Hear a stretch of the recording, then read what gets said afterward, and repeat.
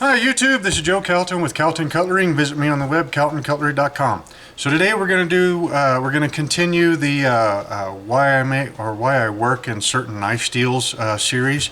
I think this is going to be the second one. The first one was on 440C stainless, and this one is going to be 1095 high carbon steel. And actually, first I got a new. You guys know I got a new camera, right? The oh, I don't remember what Sony. Sony whatever it is, but it's an actual camcorder.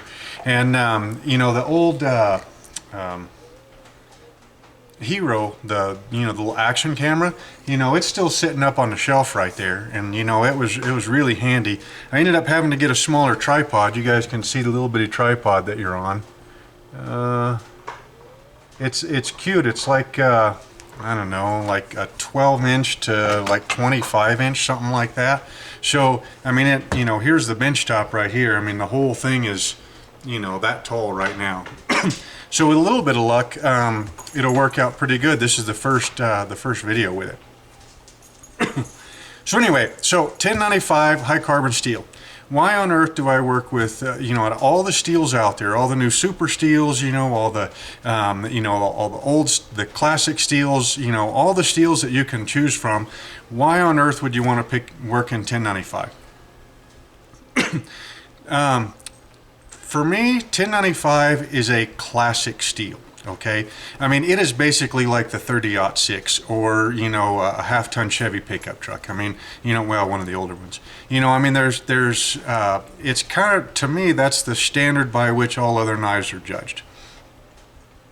1095 has got a really, really long history. Now, I didn't actually look up the history of 1095, before shooting this, but, from what I remember, the old military K-bars, those are all made in 1095, which that was kind of a surprising choice for that. 1095 is a surprising steel choice for me for that class of knife, and we'll get into that a little bit later. Your old... your old hickory kitchen knives. Now this one, I reground it and it hadn't patinaed out yet. I believe those are all made out of 1095. Your old school pocket knives, I probably should have grabbed some of them. Oh, here we go. There's a really, really nice one. This is a Charade, if I remember right. More than likely that is made out of 1095 high carbon steel. A lot of your older straight razors, if they were made in carbon steel, those are likely made from 1095 or something very similar. So for me, 1095 is the steel that this country was built on. I mean, that's the steel that everybody used in their kitchen knives, way back when. And, I mean, it's just a good, solid, performing steel. Now, typically an awful lot of your production 1095 blades are run quite a bit softer than what I run it.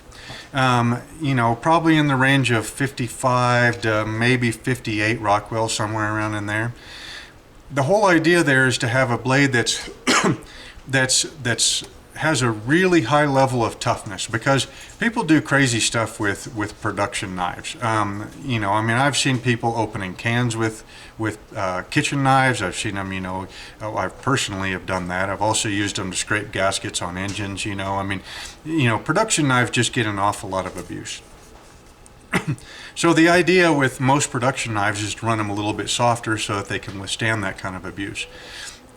The idea being that they'll sacrifice quite a bit of edge retention for outright toughness.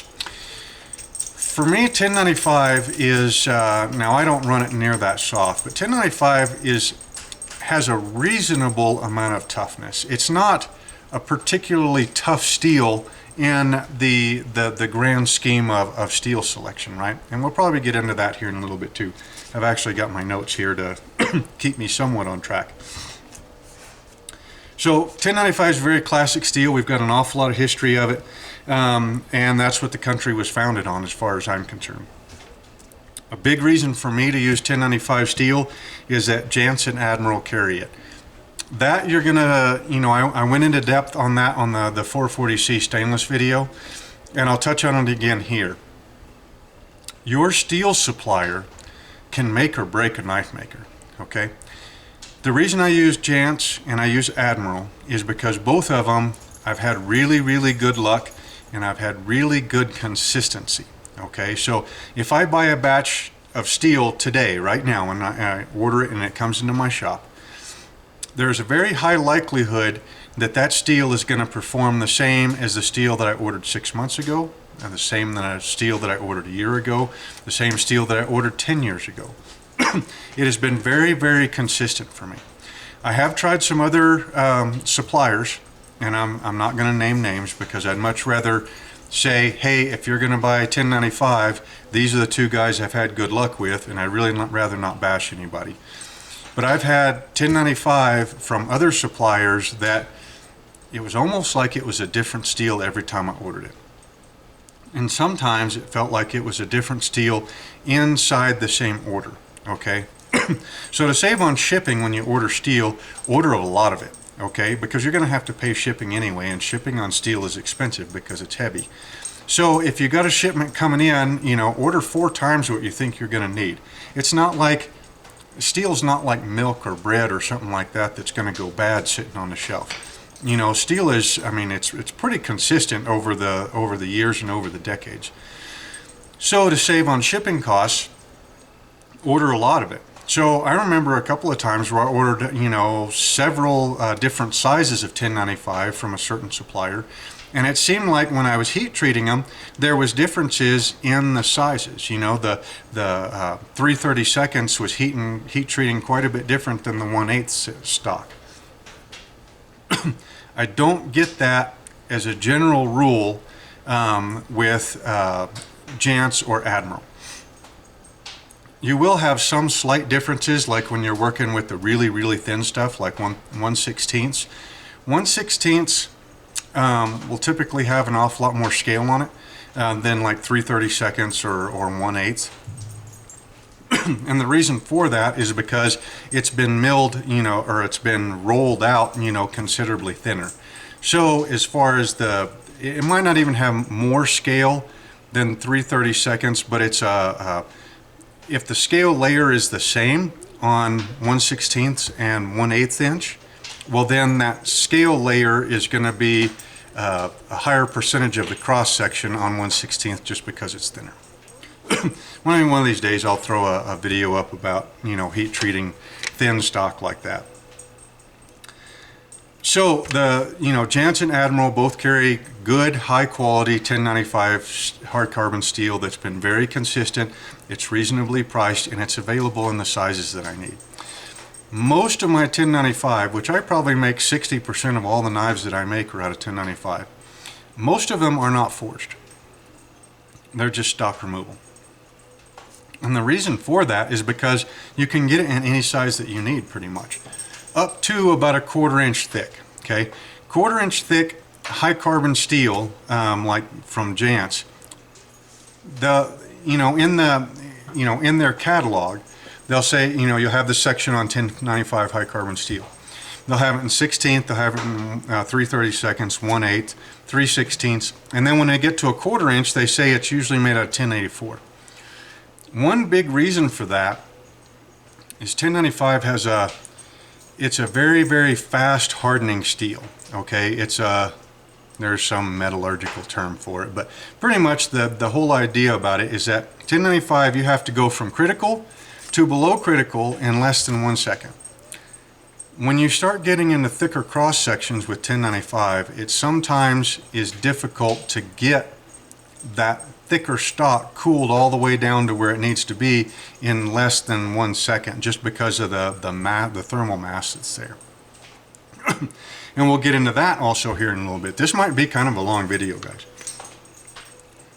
So 1095 has got, we're going to skip around on that.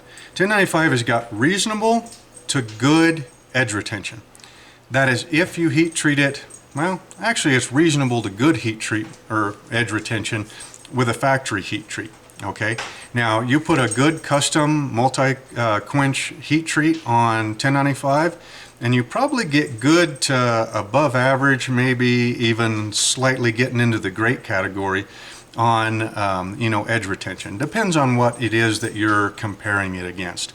You know, I mean, I've heard some of these super steels that guys make them and they don't ever need sharpening. You know, I mean, they make them and they sharpen them once, and then from that point, you know, they don't ever need sharpening. 1095 does need sharpening, but it's also really easy to sharpen. You can sharpen it on diamonds, of course. You can sharpen it on silicon carbide stones like the Norton crystalline. You can it sharpens up really good on Arkansas stones. It's not picky as to what you sharpen it on. And it will take a very, very crisp edge and hold that edge for a reasonable amount of time, and then slowly kind of fade out until it's time to resharpen it again. That's one of the things I love about 1095, is that with a good heat treat on it, it's a really good performer, and there's hardly ever any surprises. 1095 works good as a spring, okay? So when you're making pocket knives, you know, like this little elk-handled 3-inch Skagel, so the blade is made out of 1095, but the spring is also made out of 1095. That saves an awful lot of time in having to surface grind steel. So if you take a chunk of steel, that's not quite enough, and it's a little bit too thick to make this knife, but if you were to take that chunk of steel and then carve the blade out of it and then carve the spring out of it, well, then you're pretty sure that the thickness between here and here is pretty much to be in the same. I mean, within a thousandths or so. So that's really handy. It eliminates the need for a surface grinder when you're making folding knives, since the blade material also doubles as a spring material. Now granted, at a lower hardness, you heat it up higher in the temper, you know, to give it a more spring-like heat treat, but it works really good as a spring.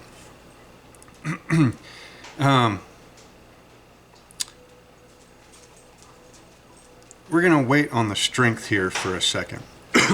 Things that because we're going to end off with something else. Things that I make out of 1095 high carbon steel. Straight razors. Straight razors are really, really nice out of 1095 high carbon steel.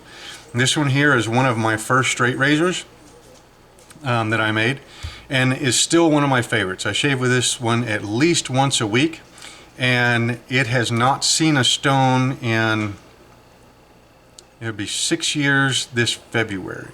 Okay, now it sees a strop after every shave, or before and after every shave, and it's seen a pasted strop, you know, with chromium oxide, 2 or 3 times a year, maybe something like that. But that stone has not seen that blade has not seen an actual stone in almost 6 years. That's pretty amazing. So it works great in straight razors. It works good in these little bitty pocket knives. This one here is the prototype double blade. This one has been in my pocket now for a couple of months. I think I'd end up dressing out a blue grouse and a couple of pheasants and half a dozen rainbows the other day. Well, not all of them in the same day, but a half a dozen rainbows were the other day. So it's been in my pocket for a while. The replacement blades for the Benchmade 940, I offer them in 1095 high carbon and 440C stainless. The one that I'm carrying right now is out of 1095 high carbon steel. It works great as an EDC. Kitchen knives.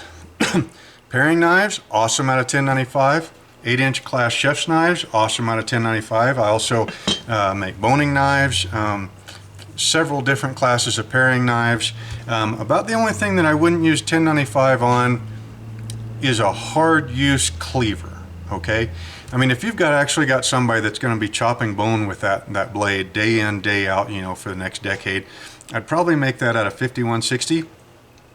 For light duty type use, which is what most of us do, 1095 will work just fine.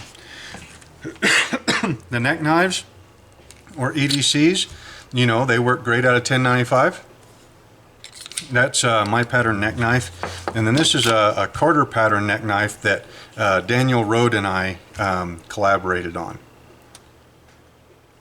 And it's a pretty awesome job. Daniel did a really good job. I made the blade, sent it off to him, and then he did the handle, and then buffed it out really nice, and then it came back to me and I made the sheath for it. Yeah, so 1095 is a very, very versatile steel that, like I said, offers really good, or good to really good edge retention, and reasonable strength. Now, also, I run my 1095 at 61 to 62 Rockwell, which is probably the reason why I get considerably higher edge retention out of it. A lot of times I'll also do an edge quench, you know, on larger knives or knives that might see a little bit more harder use, you know, to where, well, you can see it really good in this straight razor here. Only the edge portion from here down, you see how the steel is a different color? From here down is hard, from here to here or so is springy, and from here to the back is soft. All right, and that's, I mean, that's a good way to heat treat stuff so that, you know, your blade, the different parts of the blade complement each other. You want the edge to be hard so that it holds an edge as long as it can. You want the center to be springy to support that edge, and then you want the back to be slightly softer, you know, to give you a little bit of insurance.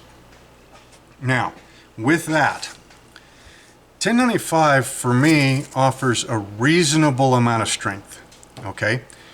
It offers enough strength to work really good as, you know, as a cutting instrument, okay? When an EDC or a pocket knife, it offers plenty of strength, you know, to perform your daily tasks with a little bit of extra, depending upon how you grind it and how you heat treat it, to, you know, do a little bit more, okay? It is not particularly tough in the grand scheme of things, okay? So if you wanted a knife that, you know, you could beat on with a rock and, you know, split wood and all that kind of stuff, 1095 is not really my first choice. Like, remember I was talking about that K-bar, you know, that our military used to use? They might still use it. I'm really surprised that they chose 1095 for that, if they did, because even at the softer hardnesses, 1095 is not particularly all that tough for that type of application. And then there's another application that I've been seeing and hearing more of lately. Not that I really get into factory knives all that much, but just from stuff that I've been hearing on YouTube. And that's where a lot of manufacturers are choosing 1095 as a hard use bushcraft type knife. And that really kind of shocks me a little bit, because, I mean, you guys are, well, you're on YouTube if you're watching me now, right? I mean, if you go see some of them bushcrafter guys, some of those guys are just outright insane, okay? I mean, they wouldn't think twice about taking a paring knife and then, you know, with a 3.5 inch blade, and then putting that thing into a 3-inch log and then beating the ever-living crap out of it and trying to split that log with a 3.5 inch, you know, bladed knife. I mean, you guys have probably seen the videos also. I mean, they are just outright brutal. For a knife like that, if you're marketing a knife to do stuff like that, I really wouldn't choose 1095 for 2 reasons. One is that, like I said, in the grand scheme of things, it's not all that tough for applications like that. If you're going to make a knife like that, use 5160. Or use, you know, something along about those lines that's, you know, that's built to be basically a tank, okay? The second reason that I'm kind of confused on why you would choose 1095 for that kind of, for building that kind of knife, is typically those knives, honestly, they're kind of like sharpened pry bars, okay? I mean, anytime you go much over, you know, 1/8 of an inch, or maybe at the most 3/16 of an inch in thickness, and that's with, you know, a really nice either convex grind or a lean flat grind, you start having hardening problems, okay? And I kind of alluded to this earlier in this video. 1095, you gotta quench it really, really fast, okay? So I've heard of guys doing it in water, brine. I use preheated canola oil. I get really good results out of it, but I do a multiple quench also. If you don't get that steel cool enough, fast enough, you won't get a complete hardening process, all right? So if you were to take a 1/4 inch thick stock, blade, and you can actually see it big time on this straight razor, okay? So straight razors, this is an 8/8, which means it's 8/1/8 of an inch tall, so it's an inch tall, right? So to get the proper geometry for that edge, I can't remember the angle, it's in my notes somewhere, you start off with 1/4 inch thick stock, all right? Now 1/4 inch thick stock 1095 is a little bit tougher to find, but I was able to find some, and that's what I make a lot of my straight razors out of. So if you don't do a really serious pre-grind on this, what you end up with is those shallow hardening lines, okay? I mean, I probably quenched this thing half the width of the blade, but you can tell only a 1/4 inch or so of it actually got hard. That's what that hardening line is. You guys, I mean, I can see it right there. I mean, right there, just big as can be. About a 1/4 inch above the edge, there's a kind of a wavy line going through it. Below that wavy line is hard steel. Above that wavy line is not as hard of a steel, okay? And that was with a pretty good pre-grind on this. If you try to quench 1095 and it's still too thick, you won't get complete hardening. And you start running into troubles with that at a little bit over 1/8 of an inch. So most of my blades, you know, out of 1095, you know, these chef's knives, paring knives, all that kind of stuff, most of them I make out of 3/32 inch stock. 3/32 inch stock, you can quench it full thickness and it will harden completely to the center. 1/8 inch thick stock, you can do that, but you need a little bit longer soak time in between. You know, I mean, I do a multiple quench, but you have to bring it up to a critical temperature and then let it sit there for, you know, I don't know, an extra minute or so, longer than what you would 3/32, to let that heat get all the way to the very center of that steel. Because the very center of that steel is what's going to become the future edge, all right? Because if it's full thickness, like this, and you quench it and it's full hard all the way through, then when you grind this side down and grind this side down, and then as you sharpen it all the way back down the middle, the very center of that blade is what's going to become your future edges. If you start off with too thick of a stock, and I probably should have grabbed a piece of paper or something, you know, to draw on. If you start with too thick of a piece of stock and you quench it and you don't, you know, let it soak enough, or if it's just too damn thick, maybe you're only hard into here and maybe you're only hard into here. Well, the very center portion that's going to become your future edge might not have got as hard as what it could. So thick knives in 1095 just really do not get along as far as heat treating it goes. And then the fact that 1095, like I said, has only got a reasonable level of toughness. You know, it's not near as tough as 5160. Or 52-100, or you know, even like 1080 or something. So it's really kind of confusing to me why on earth some of these manufacturers are making thick, hard use knives out of 1095 high carbon steel, and then promoting them as thick and hard use type knives. 1095 is way better on nice, thin cutting instruments, kitchen knives, pocket knives, everyday carry knives, straight razors, you know, things like that. So, like I said, 1095, I must think an awful lot of it if, like I said, about 60% of my knives are made out of 1095 high carbon steel. Also, a really good reason to use it is the patina that you get on the blades. This is my my personal paring knife. Most of my knives are the ones that I carry or use every day are screw ups. This one right here was back when I was using Corby bolts to keep the handles on, and I didn't get that one countersunk deep enough, so then when I ground the handle, I ground into the head of the Corby bolt too much. But you get that nice patina going on there that, you know, for me is just looks really good. You can also etch them so that you get to see the hardening lines, and then you get a patina that builds on top of that. For me, you know, and most guys that love high carbon steel, that's a big deal for us. I mean, when you get to watch a knife patina and see all the different colors come up through it, that's just very cool. So again, 1095 high carbon steel. Reasonable strength, good to very good edge retention. It's got no corrosion resistance whatsoever until you build a patina, and then the patina is your corrosion resistance. Very, very versatile.